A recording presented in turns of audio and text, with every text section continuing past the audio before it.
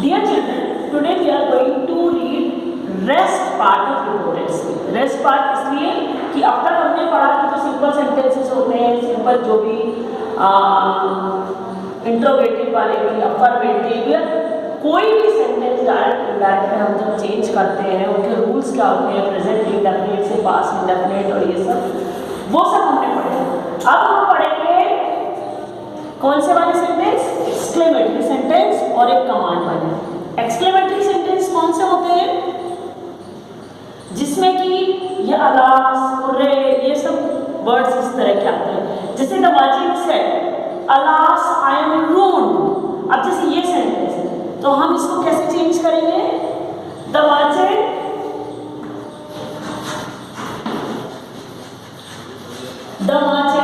exclaimed with sorrow, क्योंकि ये दुख की बात हो रही है, अलास से दुख प्रकट होता है। अब यहाँ पे हम क्या करेंगे, जैसे ये है तो exclaimed with joy। अच्छा, कभी कभी exclaimed खाली exclaimed भी आता है किसी उसमें। कभी कभी कोई बहुत हैरानी वाली बात है, जैसे हम बोलते हैं कि oh what a beautiful flower it is, तो यहाँ आ जाएगा exclaimed with सरप्राइज। तो सरप्राइज, सॉरो, जॉय, और कभी कभी हम कुछ और वर्ड्स भी उसमें लिख सकते हैं, विश करने वाले, इस तरह के जो भी एक्सक्लेमेटरी सेंटेंस होते हैं। तो यहाँ हम क्या बोलेंगे, इसको कैसे चेंज करेंगे, the merchant exclaimed with sorrow that इसलिए लिखेंगे, कोई मतलब कमा इसलिए नहीं आएगा कि हम सभी जानते हैं कि कोई भी सेंटेंस, कैसा भी सेंटेंस हो, वो किस में चेंज हो जाता है, डायरेक्ट इनडायरेक्ट में, रिपोर्टेड स्पीच में। यानी कि वो रिपोर्टेड स्पीच में कैसे चेंज होता है, स्टेटमेंट में। समझ में आया? तो the merchant exclaimed with sorrow that he, आए कौन है, हम जो द मर्चेंट है यानी स्पीकर के हिसाब से इसको चेंज कर दे तो आए ही हो जाएगा द मर्चेंट, और एम की जगह वॉज हो जाएगा, दैट ही वॉज रून्ड। अब ये क्योंकि स्टेटमेंट में बदल चुका है इसलिए हम इसको स्टेटमेंट करेंगे। अब ये देखिए आप, he said hurray we have won the match, he exclaimed with joy, खुशी वाली बात है, exclaimed with joy that we का क्या हो जाएगा, they have का, क्योंकि ये past में है, supporting verb तो have का हो जाएगा had won the match।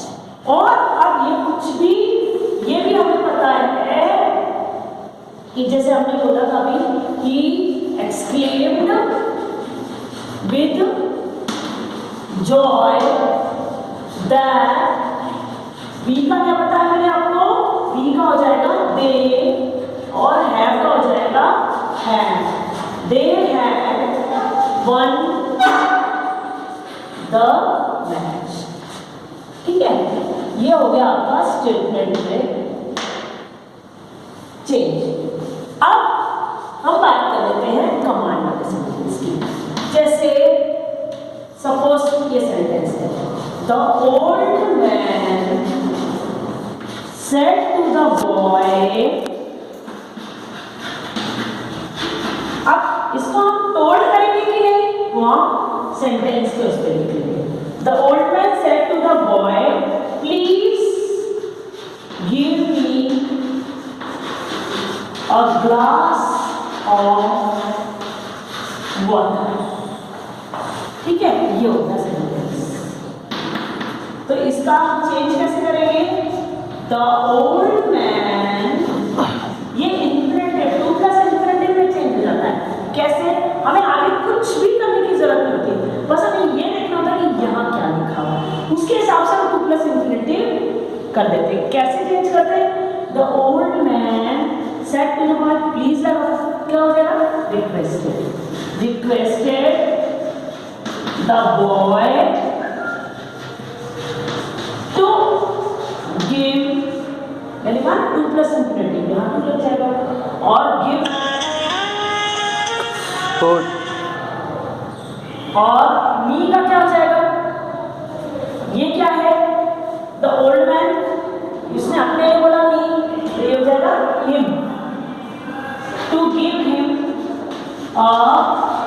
glass of water.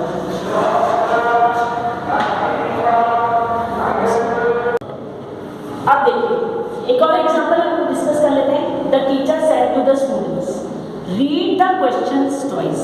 तो अब जैसे हमने यहाँ रिक्वेस्टेड बोला था, जरूरी नहीं है कि हर वक्त हम रिक्वेस्टेड बोले, इंस्ट्रक्टेड हो सकता है, कमांडेड हो सकता है।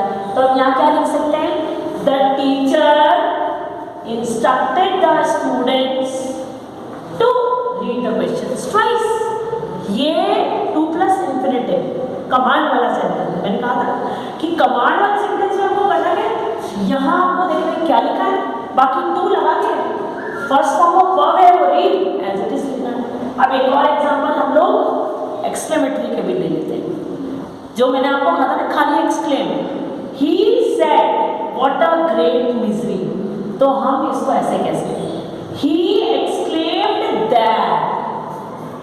दैट तो लगेगा है ना, क्योंकि स्टेटमेंट बनाए जा रहे हैं, ये एक्सक्लेमेटरी नहीं रहेगा ऐसे। He exclaimed that it was a great misery.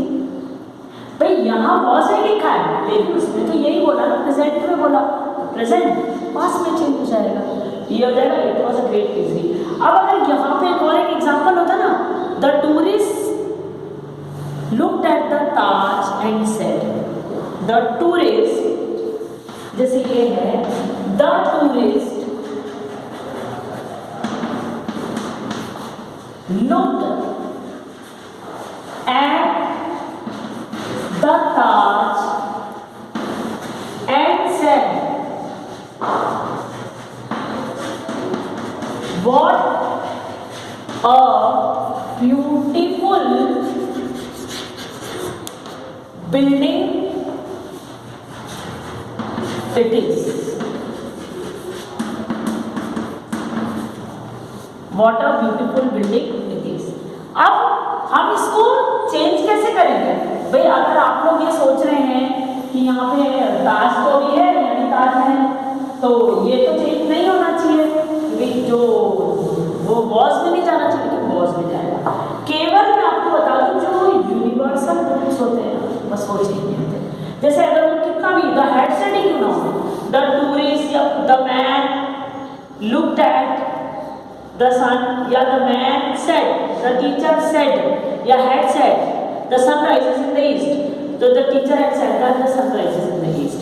चाहे हम कुछ भी लिख लें यहाँ, वो वैसा ही रहेगा, क्योंकि वो यूनिवर्सल ट्रुथ है, तो वो चेंज नहीं होगा। लेकिन यहाँ चेंज होगा, और ये चेंज होके क्या हो जाएगा, the tourist looked at the Taj, the tourist looked at the Taj and exclaimed, यहाँ हम सरप्राइज दे सकते हैं, उसने तारीफ की है, उसके हैरान हुआ है देख के, तो exclaimed विद सरप्राइज, सरप्राइज हो जाता है ना, हैरान हो जाते हैं, इतनी खूबसूरत बिल्डिंग है, तो exclaimed with surprise, sorry with surprise, that with surprise that it was a beautiful building। क्योंकि ताजमहल जो है वो यूनिवर्सल ट्रुथ नहीं है, वो आज है कल नहीं भी हो सकता। तो कोई भी चीज़ हो, कोई भी बात हो, until unless यूनिवर्सल ट्रुथ नहीं हो, हम उसको चेंज करेंगे ही जैसा वो चेंज होता है। लेकिन अगर यूनिवर्सल ट्रुथ है, जैसे the teacher said 2 and 2 make 4, the teacher said that 2 and 2 make 4, scientific facts, mathematical data, कुछ भी वो कभी भी चेंज नहीं होते। ठीक है, ये आपको समझ में आ गया होगा, आई होप अब तक का सारा